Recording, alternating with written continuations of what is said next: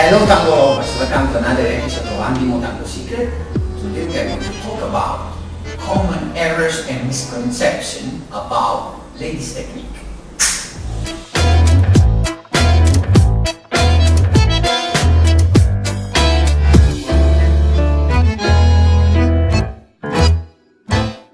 Since the beginning of my career was with my ladies teacher, we have discussed what is basic into the ladies technique and what is actually adornos. So what are the decoration, what are the addition.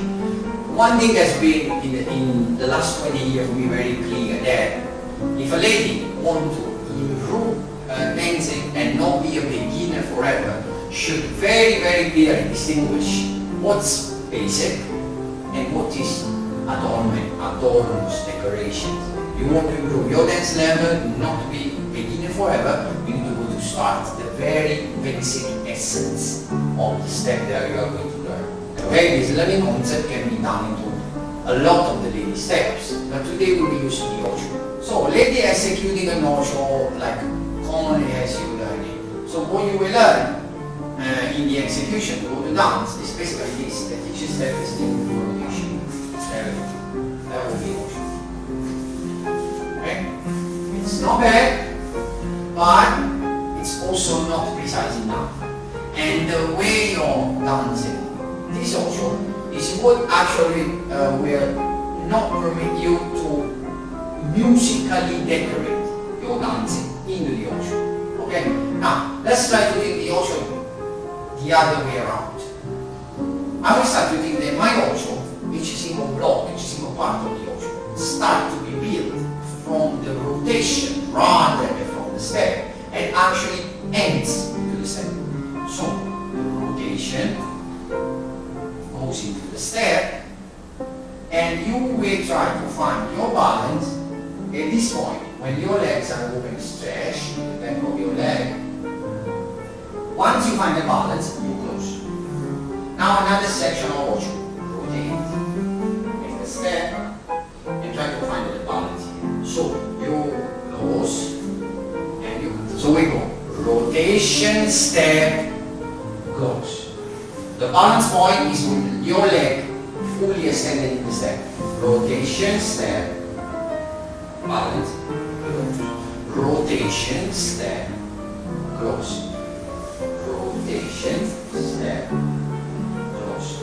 This will happen, what will make happen is that the moment where you are finding the balance with your leg open is the moment where the men make paradas, sacada, and then separating the balancing point with your step stretch with the closing will give you time to think about the decoration you want to execute. Okay? So close, and this, and we make a parada. So her balancing point will match my parada movement. And I go, she goes, she executes eventually the decoration.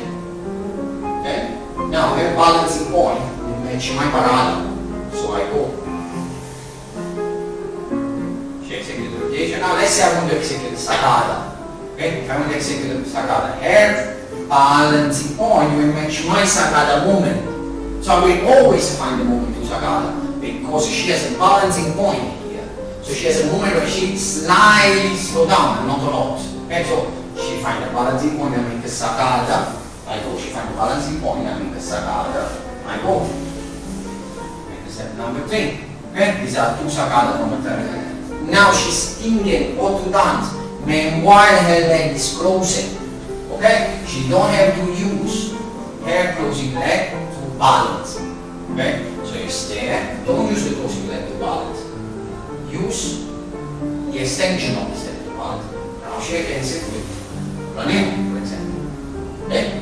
So she executes another decoration, another, and then in the exit point she will balance here, not swivel. Okay? Because a swivel we don't give you the possibility to dance. So this is one of the basic concept versus something that is decorative. Okay? So I hope for today you are satisfied with our blog, and I see you in our next episode. Bye bye!